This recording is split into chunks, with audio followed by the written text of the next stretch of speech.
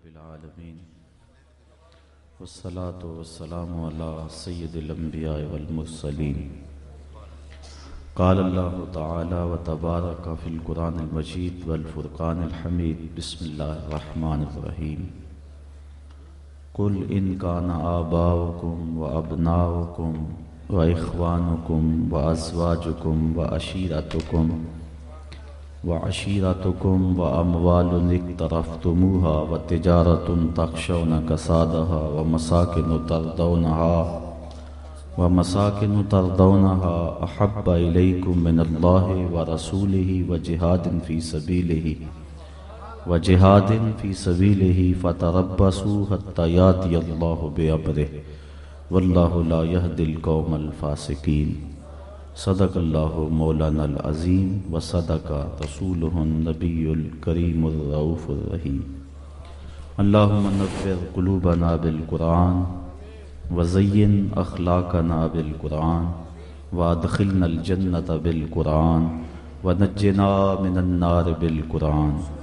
قال اللہ تعالی وتبارک فی شان حبیبہ مخبرا وعامرا ان اللہ وملائکتہ یصلون علی النبی یا ایہا الذین آمنوا صلوا علیہ وسلموا تسلیما.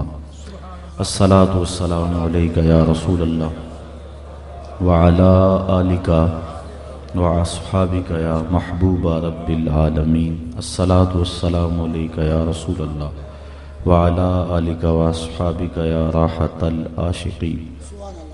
تمام حمد و ثنا، تعریف و توصیف اللہ جل مجدہ الکریم کی ذات پاک کے لیے جو خالق کائنات بھی ہے اور مالک شش جہات بھی.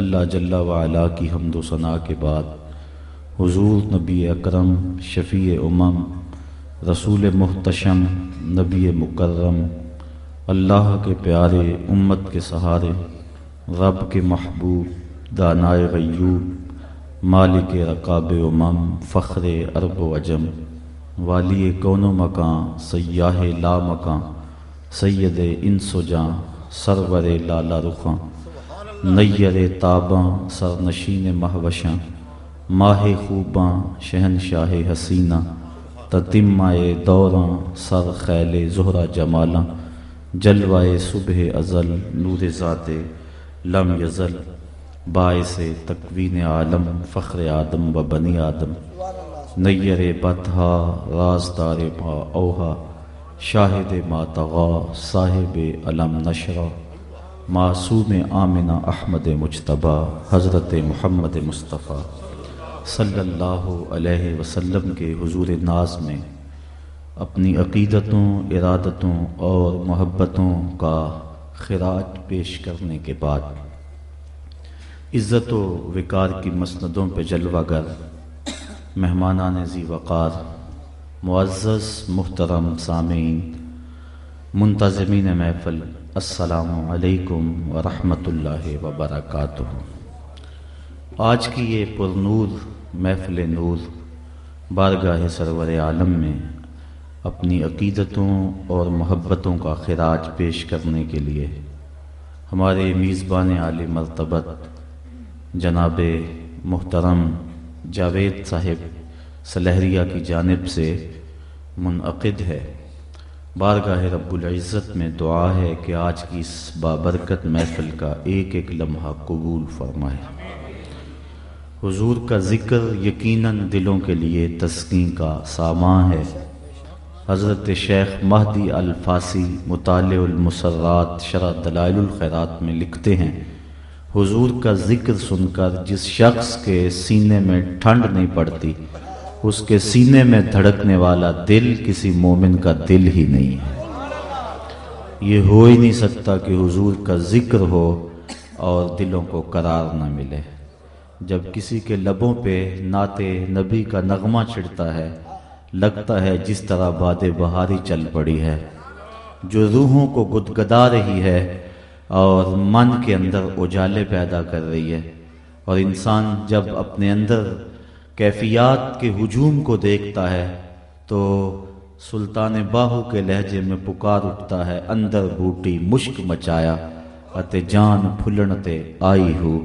تو یہ حضور کے ذکر کی برکتیں ہیں کہ جہاں حضور کا ذکر ہو وہاں خوشبوئیں پھیل جاتی ہیں۔ ہمارے نقیب عالی مرتبت میلاد ہاؤس کے حوالے سے بات کر رہے تھے کہ ہمارے میزبان محترم نے اپنے گھر کا نام میلاد ہاؤس رکھا، اور میرے دل میں یہ بات آ رہی تھی کہ حضور علیہ السلام کے میلاد کے ساتھ جو منسوب مکان بنایا گیا اس کو فنا نہیں ہوگی، چونکہ جہاں ذکر رسول ہو وہاں بقا ہوتی ہے۔ یہ ایک مثال میں آپ کے سامنے رکھوں گا کہ مقام ابراہیم ایک ایسا پتھر ہے جس کے سینے پہ حضرت ابراہیم علیہ السلام کے قدم ثبت ہیں، اور اس کو مصلی بنانے کا کہا گیا۔ سینکڑوں ہزاروں پتھروں پر ان کے قدم لگے تھے، چونکہ جس وادی میں وہ رہے ہیں، شام سے فلسطین تک اور فلسطین سے حجاز تک جن راہوں سے گزرتے رہے وہ سارے راہ پتھریلے تھے۔ کوہ ابو قبیس کی چھاتی پہ بھی ان کے قدم لگے، اور وہاں کھڑے ہو کر انہوں نے حج کا پیغام لوگوں تک پہنچایا اور ندا دی۔ لیکن کسی اور پتھر کو باقی نہیں رکھا گیا، اور صرف مقام ابراہیم کو باقی رکھا گیا، جبکہ کئی اور پتھروں پہ بھی ان کے قدم لگے تھے۔ لیکن اس پتھر کو باقی کیوں رکھا گیا؟ اس لیے کہ حضرت ابراہیم علیہ السلام نے اس پتھر پہ کھڑے ہو کے میرے نبی کا میلاد پڑھا تھا۔ ربنا وابعث فیہم رسولا، اے اللہ اس رسول کو بھیج بھی دے۔ تو جس پتھر پہ حضور کا میلاد پڑھا گیا باقی پتھر مٹ گئے، وہ پتھر آج بھی موجود ہے۔ تو جو گھر جو بستی حضور کے میلاد سے منسوب ہوگی اللہ تعالیٰ وہاں برکتیں نازل فرما دے گا۔ اور حضور کے میلاد کا انعقاد کرنا یہ ایسا مبارک عمل ہے، آپ سینکڑوں بار علماء سے یہ بات سن چکے ہوں گے کہ ابو لہب نے اپنی لونڈی سویبہ کو جب اس نے خبر دی کہ تیرے ہاں بھتیجا ہوا ہے تو اس نے انگلی کے اشارے سے آزاد کر دیا، اور یہ اس نے کوئی نیا کام نہیں کیا تھا۔ عرب کے مزاج میں یہ بات شامل تھی کہ اگر غلام خوشخبری لائے تو آقا اس کو آزاد کیا کرتا تھا۔ تو اس خوشخبری پر اس لونڈی کو آزاد کر دیا گیا۔ اب جب نور رسالت کی شعائیں گھر گھر پہنچی اور اس کے اجالوں سے کائنات روشن ہو گئی، لیکن ابو لہب کا کلبہ احزاں اس سے محروم رہا۔ کول ہندیاں بھی کئیاں اپنا نہ جانیا، دل والے آکھیا دلدار آ گئے۔ یہ تو اپنے اپنے مقدر کی بات ہے۔ ابو جہل کو قبر میں سوال ہوتا ہے، ما کنتا تقولو فی حق حاضر رجل، ابو لہب کو بھی پوچھا جاتا ہے، شیبہ کو بھی، یہ ولید کو بھی، عتبہ کو بھی پوچھا جاتا ہے، لیکن وہ کیا کہتا ہے ہاتھ لا ادری، ہائے افسوس میں تو نہیں سے جانتا کہ یہ کون ہے۔ اچھا جانتا نہیں تو پتھر کس کو مارتا تھا؟ جانتا نہیں تو گڑے کس کی راہوں میں کھودتا تھا؟ جانتا نہیں تو کانٹے کس کی راہوں میں بچھاتا تھا؟ جانتا نہیں دارالندوہ میں بیٹھ کے قتل کی سازش کس کے خلاف تیار کی تھی؟ جانتا نہیں تو اوجریاں کس پہ ڈالی گئی؟ جانتا نہیں تو کس کے لیے بدر میں آیا تھا؟ لیکن کہتا ہے ہاتھ لا ادری، ہائے افسوس میں تو نہیں جانتا۔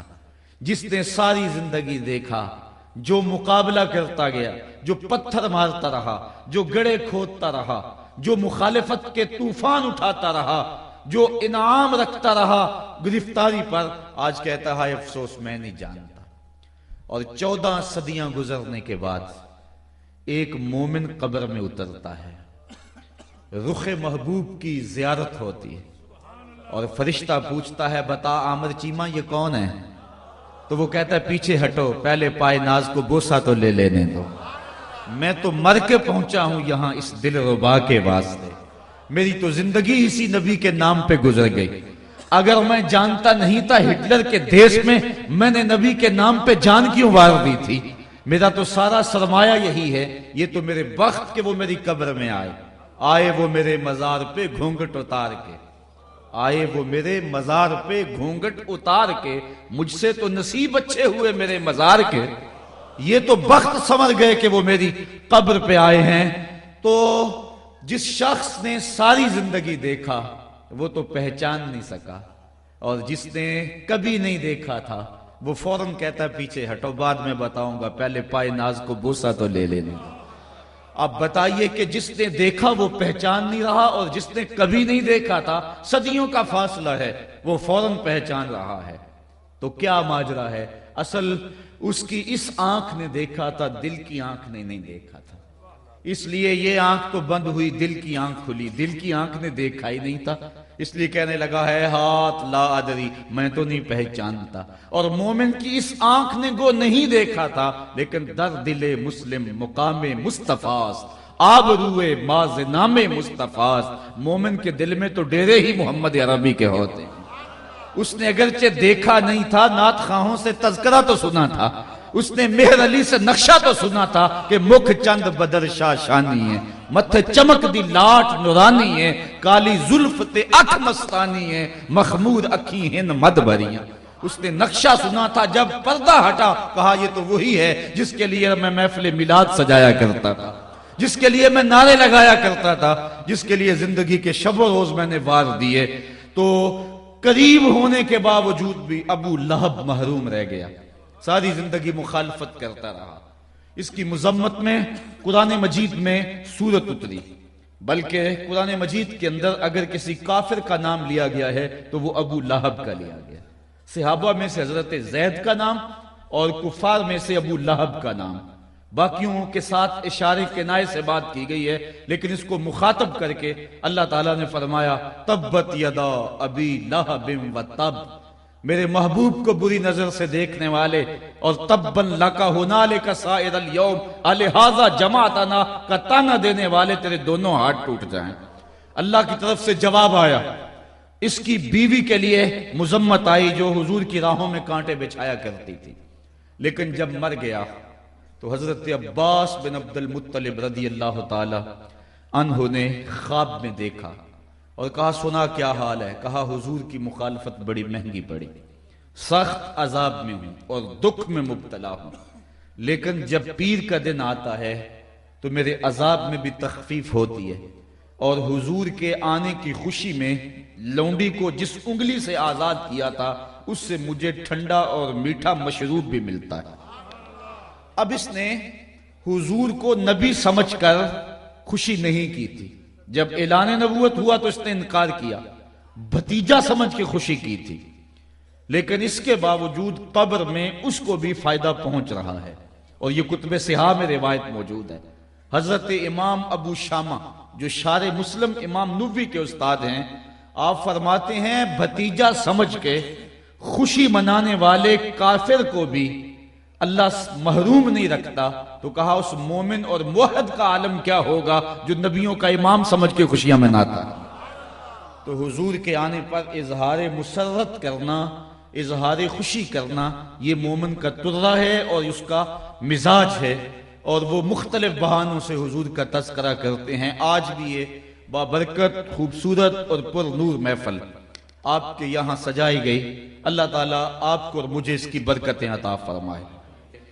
قرآن مجید سے میں نے جو کلمات اور جو آیت نور آپ کے سامنے تلاوت کی گئی ہے، اس میں ارشاد فرمایا اے محبوب فرما دو، اے لوگو اگر تمہارے ماں باپ، تمہارے بیٹے، تمہارے بھائی، تمہاری بیویاں، تمہارا کمایا ہوا مال، تمہارے قبیلے اور تمہاری وہ تجارت جس پر تمہیں کساد بازاری کا ڈر لگا رہتا ہے، اور تمہارے وہ محبوب بنگلے اور کوٹھیاں جو تمہیں پسند ہیں، اگر اللہ، اس کے رسول اور جہاد فی سبیل اللہ سے تمہیں زیادہ محبوب ہیں تو پھر اللہ کے فیصلے کا انتظار کرو، بے شک اللہ تعالیٰ فاسق قوم کو ہدایت نہیں دیتا۔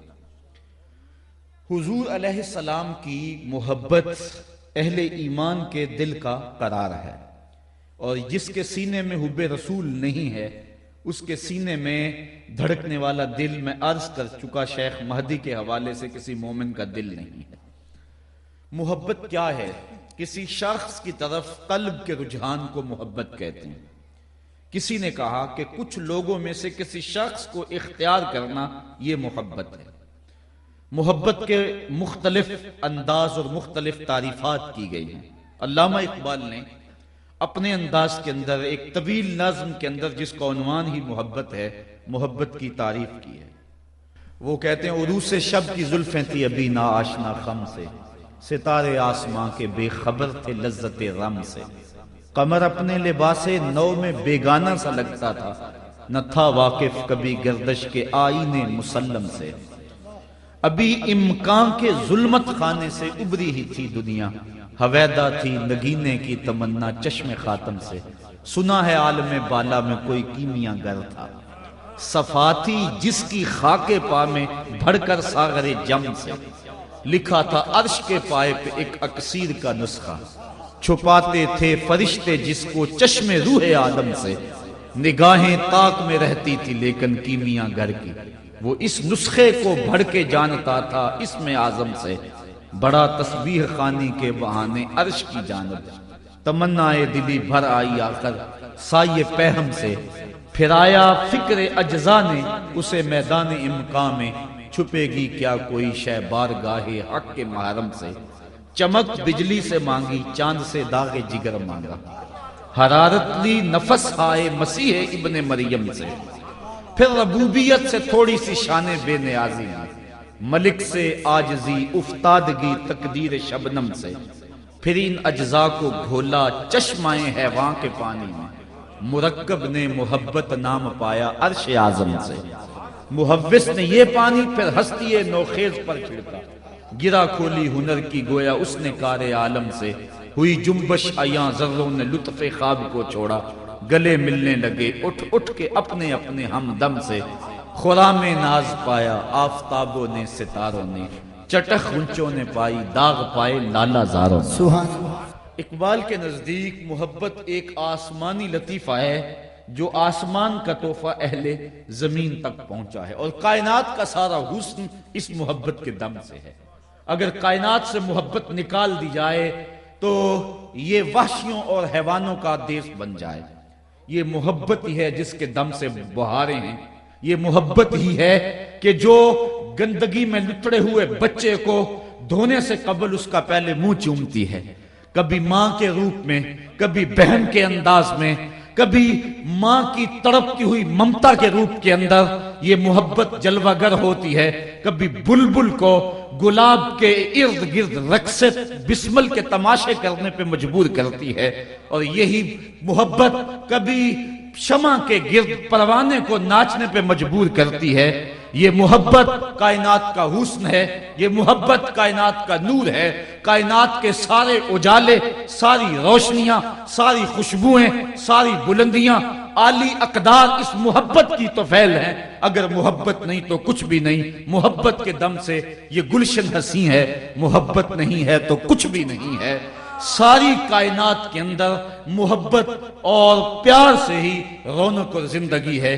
اب یہ بات تو ظاہر ہے کہ انسان کا سینہ محبت سے خالی نہیں ہو سکتا، یہ لازمی ہے کہ انسان کسی نہ کسی سے محبت ضرور کرے گا۔ اب وہ اقتدار کی چاہتوں میں پگلا ہو جائے یا وہ حسن انسان کے اندر پگھلتا رہے، یا وہ دولت کا پجاری بن کے لیل و نہار اسی دھن میں گزارتا رہے، اس کی کوئی نہ کوئی خواہش ہوگی جو اس سمت اس کو روا رکھے گی، دل خالی نہیں ہوگا۔ لیکن غالب نے ایک بڑی پیاری بات کہی، وہ کہتا ہے غم اگرچہ جاں گسل ہے پر کیا بچیں کہ دل ہے، غم عشق اگر نہ ہوتا غم روزگار ہوتا۔ چونکہ اس سے چھٹکارا ہی نہیں، تو جب محبت کے بغیر چھٹکارا ہی نہیں، دل کسی دل میں اٹکاؤ کے سامان ہیں، یہ ضرور کسی کے لیے جو ہے وہ تڑپے گا، جی چاہتا ہے کسی لیے راتیں جاگوں، کسی کے لیے سسکیاں بھروں، کسی کے لیے آہیں بھروں، میرے آنسو کام آئیں یہ ضائع نہ جائیں۔ تو انسان جب محبت کرنے پہ مجبور ہے اور وہ کسی نہ کسی سے محبت ضرور کرے گا، تو بہتر نہیں ہے کہ اس میں حسن انسان کی محبت کو ڈالنے کے بجائے، اس کے اندر سیاست کی محبت کو ڈالنے کے بجائے، دولت کا پجاری بننے کی بجائے، اس دل کو جو ہے وہ دنیا میں اٹکانے کی بجائے رانجھا بن کے حسن محمد کی بات کی جائے۔ سبحان اللہ۔ تو یہ جو دل ہے یہ خالی نہیں ہو سکتا محبت سے، تو بہتر ہے کہ ایسے شخص سے محبت کی جائے کہ جو اس بات کا اہل ہو کہ اس سے محبت کی جائے۔ ورنہ انسان کسی سے محبت کرتا ہے اور محبت کے بدلے میں وفا چاہتا ہے، پھر وہاں سے وفا نہیں ملتی، پھر سینے پہ داغ لے لیتا ہے اور روتا پھرتا ہے کہ میرے ساتھ وفا نہیں ہوئی۔ میاں تو نے بے وفا سے پیار لگایا تھا، تو نے اس سے پیار ڈالا تھا جو فانی اور بے وفا ہے، تو اس سے محبت کا رشتہ جوڑتا، اس سے الفت کا ناطہ قائم کرتا جو وفاؤں کی ریت کو جانتا ہے، جو بلال کو کہتا ہے تو کون سا نیک عمل کرتا ہے، میں نے تیرے قدموں کی آہٹ جنت میں سنی ہے۔ تو آؤ اس سے دل لگائے کہ انسان کسی سے محبت کیوں کرتا ہے۔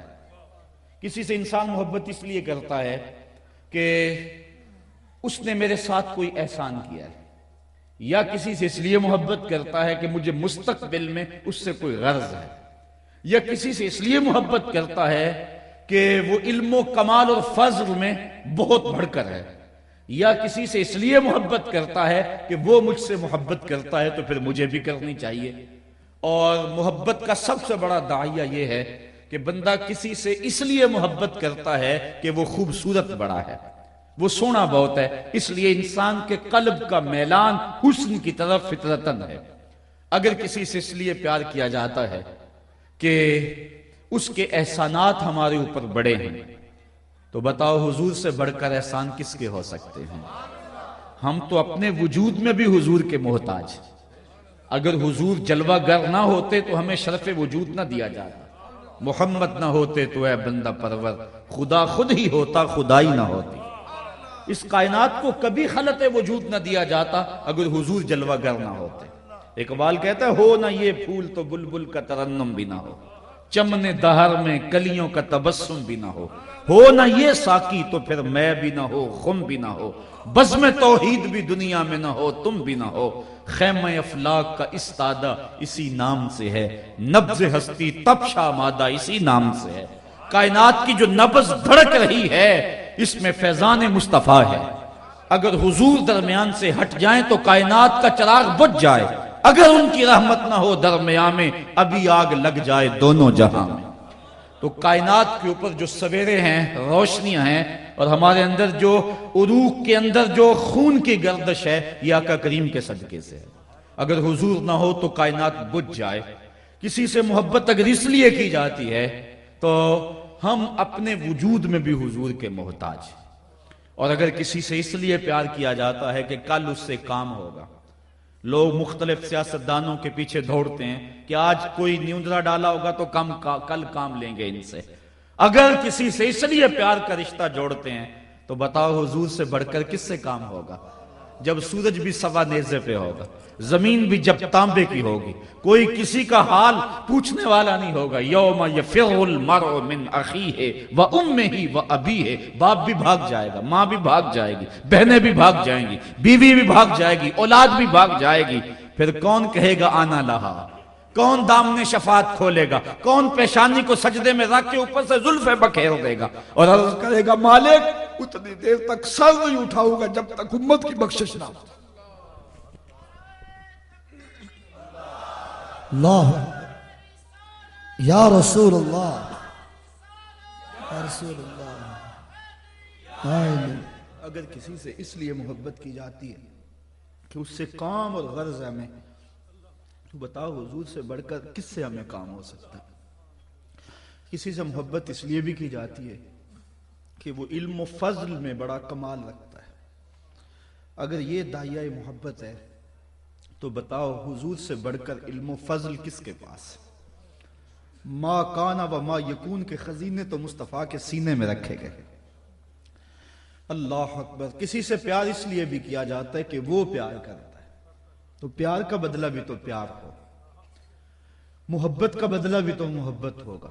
میں یہ وعدہ کیا تھا آج، لیکن یہ مجھے لکھنا یاد نہ رہا، تو یہ کسی اور جگہ پہ وعدہ ہو گیا، اور میرے عزیز عالی مرتبت چودھری ریاض صاحب نے مجھے جب دوبارہ یاد دلایا تو بڑا مسئلہ میرے لیے بن گیا، لیکن چونکہ ان کی محبت تھی اور محبت کے بدلے کے اندر مجھے ان سے معذرت کرنا پڑی اور یہاں آنا پڑا، تو یہ محبت کے بدلے میں بھی محبت ہوتی ہے۔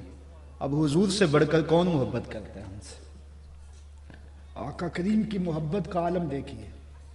فرمایا لو تدخلوا شوکۃ فی رجل احدکم لوجدت علامہ، اے میری امتی اگر تیرے پاؤں میں کانٹا بھی چبھ جائے نا اس کی تکلیف مجھے ہوتی ہے.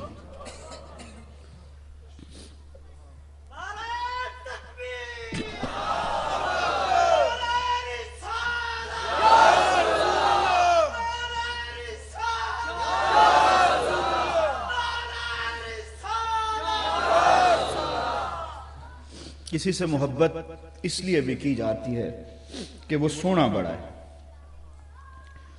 یہ محبت کا سب سے بڑا داعیہ ہے. اور اگر اس لیے کسی سے محبت کرنی ہے تو آؤ دیکھو حضور کی خاک پا کے برابر بھی دنیا کا حسن نہیں ہے. لکھاں آئے نبی زمانے تے محبوب خدا جا کوئی نہیں. لکھاں سونے بن بن بندے نے او دی خاک پا جا کوئی نہیں. جیسا حسن ان کو دیا.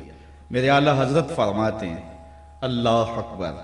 یہ اعلیٰ حضرت کی نعت پڑھ رہے تھے اور مجھے وہ واقعہ یاد آ رہا تھا کہ جب آپ کے برادر مولانا حسن رضا فاضل بریلوی نے یہی نعت جو پڑھی جا رہی تھی اس سے قبل ایک نعت داغ دہلوی کو پیش کی.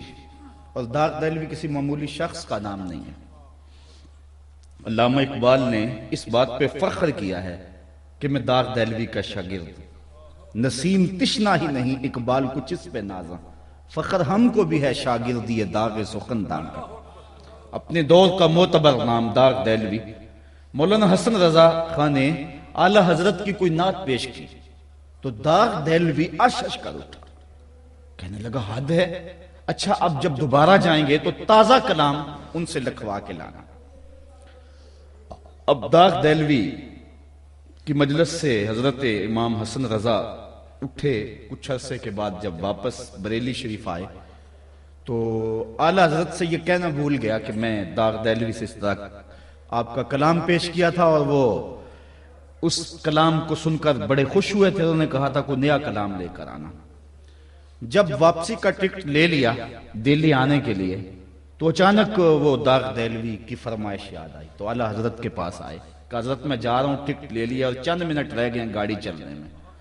تو یہ میں ان سے وعدہ کیا ہوا تھا کوئی نئی نعت لکھی ہو تو مجھے وہ نعت دے دیں تاکہ میں جا کے ان کو سنا سکوں.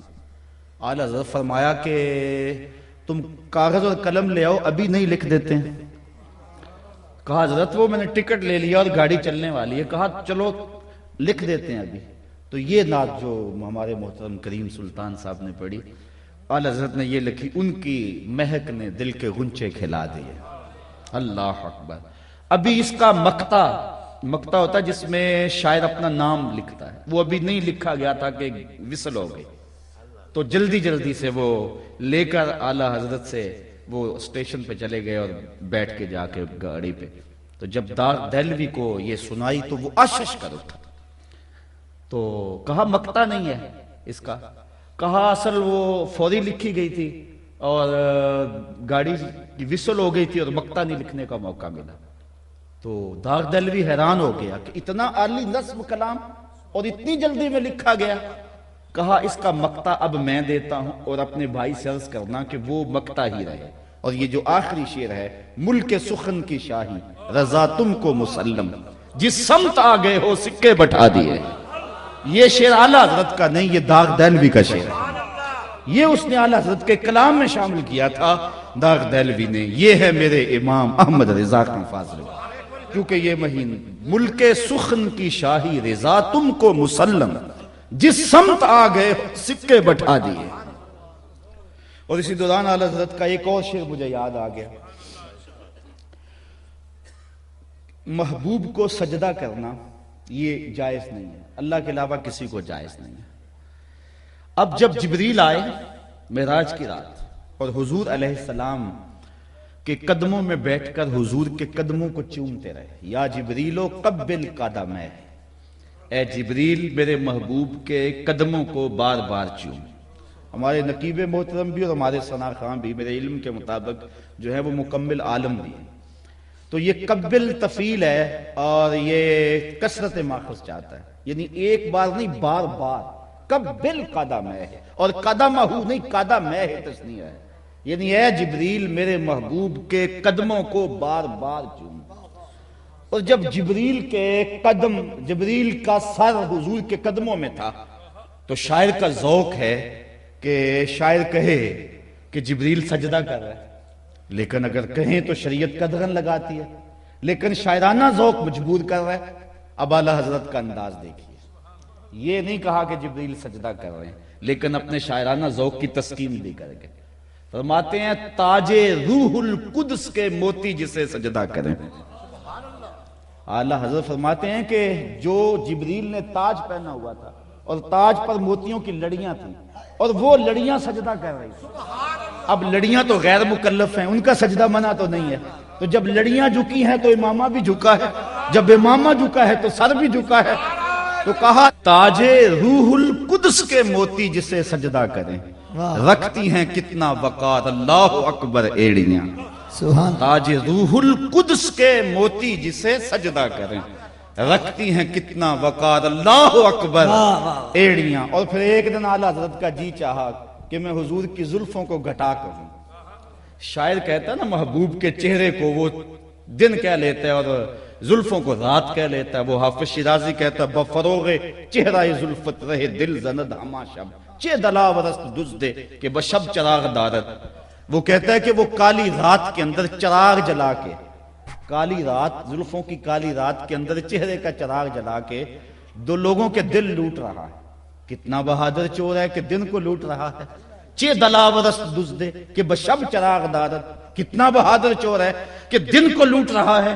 تو شاعر کا مزاج ہے کہ زلفوں کو رات کہے اور چہرے کو دن کہے۔ یہ ذوق اعلیٰ حضرت کو بھی آیا، لیکن پھر کہا میں کیوں کہوں رات، لیکن پھر ذوق تھا کہ شعراء تو کہتے آئے ہیں، پھر ذوق نے یاوری کی، کہا اچھو رات نہیں کہتا لیلۃ القدر کہہ لیتا۔ حضور جب درمیان میں مانگ نکالتے تھے سیدھی مانگ، تو اعلیٰ حضرت نے کہا کہ لیلۃ القدر میں مطلع فجر حق، لیلۃ القدر میں مطلع فجر حق، مانگ کی استقامت پہ لاکھوں سلام، مانگ کی استقامت پہ لاکھوں سلام۔ ایسا حسن اگر کسی کے لیے اس لیے پیار کیا جاتا ہے کہ وہ حسین بڑا ہے، تو بتاؤ حضور سے بڑا حسین کون ہے؟ اعلیٰ حضرت فرماتے ہیں، بات اعلیٰ حضرت کی چل پڑی، سخن شاعری شہریار اپنی جگہ، نعت کہنے کو احمد رضا چاہیے۔ فرماتے ہیں بلبل نے گل ان کو کہا، بلبل نے، بلبل کی انتہائی پرواز نہیں ہے، اس سے آگے تو بلبل سوچ ہی نہیں سکتی۔ بلبل نے گل ان کو کہا، کمری نے سروے جاں فضا، حیرت نے جھنجھلا کر کہا یہ بھی نہیں وہ بھی نہیں، خورشید تھا کس زور پر کیا بھڑ کے چمکا تھا قمر، بے پردہ جب وہ رخ ہوا یہ بھی نہیں وہ بھی نہیں۔ ایسا حسن دیا کہ کائنات تکتی رہ جیسے۔ صرف 23-24 صحابہ ہیں جو حضور کا حسن بیان کرتے ہیں، 1,24,000 صحابہ نے حضور کو دیکھا ہے۔ آپ نے مجھے دیکھا ہے، اگر بعد میں کوئی پوچھے کہ جناب کیسے تھے تو آپ میرا ناک نقشہ بیان کر دیں گے؟ رنگت ایسی تھی، نقوش ایسے تھے، کہنے سننے کا انداز یہ تھا، لباس وضاقتہ یہ تھی، اٹھنے بیٹھنے کی چال رفتار کی ساری انداز آپ بتا دیں گے؟ ایک مرتبہ دیکھا اور بیان کر دیں گے آپ۔ اور جنہوں نے شب و روز دیکھا اور ایک نہیں بار بار دیکھا، صحابی بنتا ہی تب ہے جو رخ مصطفیٰ کو دیکھے، لیکن اس کے باوجود وہ حلیہ بیان نہیں کرتے، صرف 22, 23, 24, 25 لگا لیں۔ اور یہ بھی وہ ہے جنہوں نے بچپن میں حضور کو دیکھا، تو یہ یا حضور کو سوئے ہوئے دیکھا یا گھر والے افراد ہیں، یہ حلیہ بیان کرتے ہیں، باقی حلیہ بیان نہیں کرتے۔ کہتے ہیں اس لیے کہ کسی آنکھ میں ہمت ہی نہیں تھی کہ دیکھ سکتی۔ ایک دوسرے سے پوچھتے تھے بتاؤ حضور کیسے تھے، کہا تم نے نہیں دیکھا، کہا نہیں دیکھا، دیکھ کر بھی نہیں دیکھا۔ اللہ اکبر۔ رخ کے آئینے میں مصور جڑا ہوا، رخ کے آئینے میں مصور جڑا ہوا، چہرے کی ہر لکیر پہ قرآن لکھا ہوا۔ کہتے نہیں ہم نے دیکھا۔ حضرت حسان بن ثابت رضی اللہ تعالیٰ عنہ فرماتے ہیں کہ میں نے دیکھا تھا، اور کہتے ہیں میرے پاس ایک طریقہ تھا اس لیے میں نے دیکھ لیا تھا۔ وہ طریقہ کیا سنیے ذرا اور محظوظ ہو جائیے۔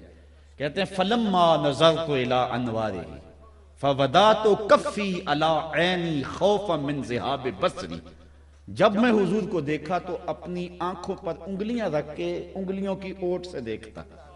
کیوں کہ حضور کے جلووں کی چمک سے کہیں میری بینائی نہ جاتی رہے. یہ کون کہہ رہے ہیں؟ حضرت حسان بن ثابت. اور آپ جانتے ہیں کہ حضرت حسان بن ثابت شاعر تھے، اور شاعر حسن دیکھنے میں دلیر ہوتا ہے، اور جو حسن دیکھنے میں دلیر ہے وہ بھی آنکھوں پہ انگلیاں رکھ کے دیکھ رہا ہے. اور یہ ابھی حسن ظاہر نہیں تھا، 70,000 بشریت کے پردے تھے، 70,000 پردوں کے نیچے چھپا ہوا حسن، اور وہ بھی دیکھنے والا شاعر، اور وہ بھی کہتے ہیں آنکھوں پہ انگلیاں رکھ کے دیکھتا تھا. اگر وہ حسن بے نقاب ہوتا تو کیا ہوتا؟ یہی بہتر ہے کہ وہ پردے میں روح پوش رہے، وہ اگر پردہ اٹھا دے تو کسے ہوش رہے. کل قمر لیلۃ البدر لم ارا قبلہ ولا بعدہ مثلہ. حضرت ابو ہریرہ رضی اللہ تعالیٰ عنہ فرماتے ہیں کیا پوچھتے ہو، 14ویں رات کا چمکتا ہوا چاند تھے. پھر کہتے ہیں نہیں حضور جیسا نہ پہلے دیکھا نہ بعد میں دیکھا. حضرت حسان بن ثابت بولے دیکھتے کیسے؟ کسی ماں نے ایسا جنم دیا ہوتا تو دیکھتے. خدا نے وہ سچائی پن چھڑیا ہے جدے وچ محمد نو ٹالیا. خدا نے حسینہ جمیلاں دا منہ موڑ دیتا، محمد بنا کے قلم توڑ دیتا. اور اعظم کہتا ہے تو اجے میرا یار نہیں ڈٹھا، جنوں ویکھ کے چند شرم آوے، ادھی راتی دن چڑھ جاوے، جیو رخ تو نقاب اٹھاوے، تے جیو نکلے سیر کرن نو سارا گلشن سیس نواوے، اتے دھرتی لف لف جاوے، جے ہاتھ پھلاں وچ رکھدا ہاتھ پھلاں تو ود جاوے. نین نشیلے مست رسیلے وچ سونا کجل سہاوے، اکھ اگڑے تے انج پیا جاپے جویں میں خانہ کھل جاوے. کیا خوب سجن دیاں اکھیاں نے جویں بھر کے سرائیاں رکھیاں نے، اکھ اگڑے تے انج پیا جاپے جویں میں خانہ کھل جاوے. توبہ توبہ حسن سجن دا چال نہ چلی جاوے، بجلی ڈر دی لشک نہ مارے متاں بے ادبی ہو جاوے. علم خدا نے اینا دتا عقلاں وچ نہ آوے، عقل خدا نے اینی دتی علماں وچ نہ آوے. کی اعجاز نظر وچ او دی جو آوے وک جاوے، خلق او دے نے مولئی دنیا کوئی ودلائی جان بچاوے. اعظم ایڈا سونا ماہی سانو کدرے نظر نعرہ تکبیر، نعرہ رسالہ، سیدی مرشدی علماء اہل سنت علامہ رضا ثاقب مصطفی، نعرہ حیدری. اگر کسی سے اس لیے پیار کیا جائے کہ وہ سونا بڑا ہے تو بتاؤ ماں ذاق کی آنکھ سے بہتر کس کی آنکھ میں کجلا ہو سکتا ہے؟ اگر اس لیے کسی سے پیار کیا جائے کہ وہ سونا بڑا ہے، بتاؤ کسی کا چہرہ بددہا ہے؟ اگر اس لیے کسی سے پیار کیا جائے تو وہ خوبصورت بڑا ہے، بتاؤ کسی کی زلف کو رب نے حامیم کہا ہے؟ کسی کے ہاتھوں کو رب نے ید اللہ کہا ہے، کسی کے سینے کو علم نشرہ کہا تھا. تو اس لیے اگر اس لیے پیار کیا جائے تو پھر حق ہے حضور کا کہ حضور سے پیار کیا جائے. یہ مضمون تو اپنے دامن میں اور بڑی گنجائش رکھتا ہے، لیکن میں اپنی گفتگو کو سمیٹنے کی سمت آ رہا ہوں. جب کسی سے پیار کیا جائے تو محض دعوی پیار سے ہی پیار کا ثبوت ہوگا یا پیار کے کوئی تقاضے بھی ہیں؟ تو یہ بات ذہن میں رکھو کہ بندہ جس سے پیار کرتا ہے، ایک علامت یہ ہے کہ کثرت سے اس کا ذکر کرتا ہے. حبو کا شیع اکثر ذکر ہو. بندہ جس سے پیار کرتا ہے کثرت کے ساتھ اس کا ذکر کرتا ہے، بہانے بہانے بات چھیڑ دیتا ہے. اللہ مطرب سے کہو کہ چھیڑے ذرا اس جان تمنا کا قصہ. مطرب سے کہو کہ چھیڑے ذرا اس جان تمنا کا قصہ، فرقت کے بھیانک لمحوں میں کچھ دل کو سہارا ہو جائے. تو اس کو تذکرہ تسکین دیتا ہے. وہ کہتا ہے کہ تذکرہ چھڑ جائے، بات چھڑ جائے، کسی بہانے سے ان کی بات چھڑے. اور صحابہ جب اکٹھے بیٹھتے تھے تو بتایا کرتے تھے، ایک دوسرے سے کہا کرتے تھے کوئی حضور کی باتیں سناؤ، حضور کا تذکرہ چھڑو. اور جس کے پاس حضور کی باتیں ہوتی وہ لوگوں کو کہتا مجھ سے پوچھو نا حضور کی باتیں. حضرت ابو طفیل یہ وہ صحابی ہیں جو سب سے آخر میں فوت ہوئے، 110 ہجری میں ان کا انتقال ہوا. یہ آخری صحابی ہیں. تو آپ ایک دن حج کا موقع تھا تو اس وقت سارے صحابہ فوت ہو گئے تھے، یہ اکیلے ہی تھے. یہ ایک اونچی جگہ پہ کھڑے ہو گئے اور لوگوں کو بلانے لگے. لوگ قریب آ گئے، کہا لوگوں اس وقت روئے زمین پہ میں تنہا رہ گیا ہوں جن آنکھوں نے مصطفیٰ کو دیکھا ہے. ذرا میرے نیڑے آؤ نا اور مجھ سے حضور کی باتیں پوچھو تو میں تمہیں حضور کا تذکرہ سنا. تو محبت کا تقاضا یہ ہے کہ بندہ جس سے پیار کرے اس کی باتیں کرے. اور یہ محفل میلاد اسی روپ کو کہتے ہیں. اکٹھے بیٹھ جاتے ہیں، کبھی نظم میں کبھی نثر میں، کبھی تلاوت بھی چڑھتی ہے تو والضحیٰ کی تلاوت ہوتی ہے، تذکرہ حسن رسول ہوتا ہے، حضور کی باتیں ہوتی ہیں. یہ محبت کا تقاضا ہے. محبت کا دوسرا تقاضا یہ ہے کہ بندہ جس سے پیار کرتا ہے اس کی محبت میں اندھا اور بہرا ہوتا ہے. حبو کا شیع یومی و یسم. بندہ جس سے پیار کرتا ہے اس کی محبت میں اندھا بھی ہوتا ہے اور بہرا بھی ہوتا ہے. مطلب کیا؟ نہ محبوب کا عیب دیکھ سکتا ہے نہ محبوب کا عیب سن سکتا ہے. کسی کی ہمت نہیں کہ اس کے سامنے کوئی اس کے محبوب میں کوئی نقص نکالے، یا وہ نہیں یا پھر ہم نہیں. یہ ہے تقاضا محبت. اور اگر کوئی شخص محبوب میں عیب دیکھتا ہے تو وہ محب ہی نہیں ہے، وہ مکھی ہے، وہ پروانہ نہیں ہے. محبوباں تے نکتہ چینی جڑا کرن تو باز نہیں آتا. اصل منافق جانیے اس نو اور جھوٹے پیار جتاؤندا.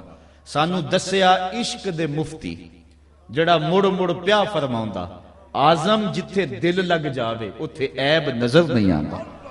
عیب ہو بھی تو نظر، اور یہاں تو ہے ہی نہیں. خلقت مبرم من کل عیب، یہاں تو ہے ہی نہیں. اور محبوب میں تو عیب ہو بھی تو نظر.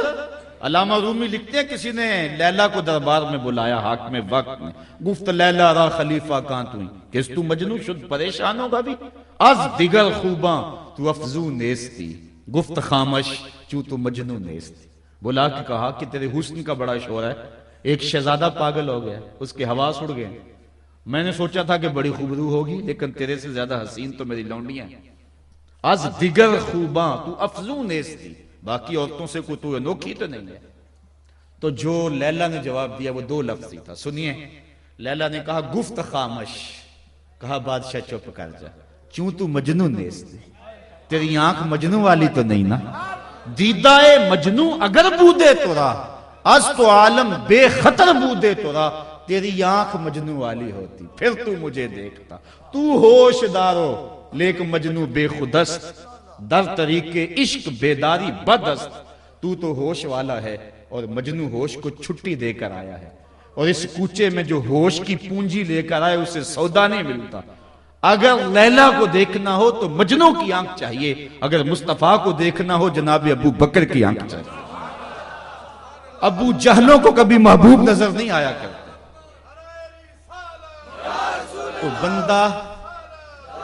تو بندہ جس سے پیار کرتا ہے اس میں نقص نہیں دیکھ سکتا. بات تو لمبی ہے لیکن محبت کا ایک تقاضا یہ بھی ہے کہ بندہ جس کی محبت میں اپنے آپ کو دعویٰ رکھتا ہے، اپنے آپ کو جس کی محبت کا دعویٰ رکھتا ہے، جس سے پیار کا دعویٰ رکھتا ہے، اس کی اطاعت کرتا ہے. یہ کبھی نہیں ہو سکتا کہ پیار کرے پاکستان سے اور جھنڈا اٹھائے انڈیا کا. یہ کبھی نہیں ہو سکتا کہے کہ میں پاکستان کا فوجی ہوں اور وردی پہنی ہوئی ہو انڈیا کے فوجی کی. یہ ایسے نہیں ہو سکتا ہے. بندہ جس سے محبت کرتا ہے، جس سے پیار کرتا ہے، اس کی اطاعت کرتا ہے. اور اگر اطاعت نہیں کرتا اس کی تو پھر اس کی محبت کے اندر نفاق پایا جاتا ہے. میں اور آپ اگر حضور سے محبت کا دعویٰ کرتے ہیں، اور الحمدللہ اپنے دعوے میں ہم سچے ہیں، سر سے لے کر پاؤں تک ہماری جسم کا ایک ایک رونگٹا اور ہمارے گوشت کی ایک ایک بوٹی اور ہمارے خون کا ایک ایک قطرہ مصطفیٰ جان رحمت پہ قربان ہے. کوئی حضور کے بارے میں یہ پھر ڈنمارک نے ایک بدماشی کی اور پھر دوبارہ اسی سلسلے کا احیاء کیا اور عالم اسلام سراپا احتجاج بنا ہوا.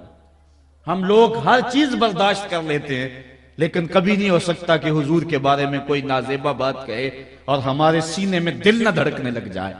ہم اپنی جانوں سے زیادہ عزیز مصطفیٰ کریم کو سمجھتے ہیں.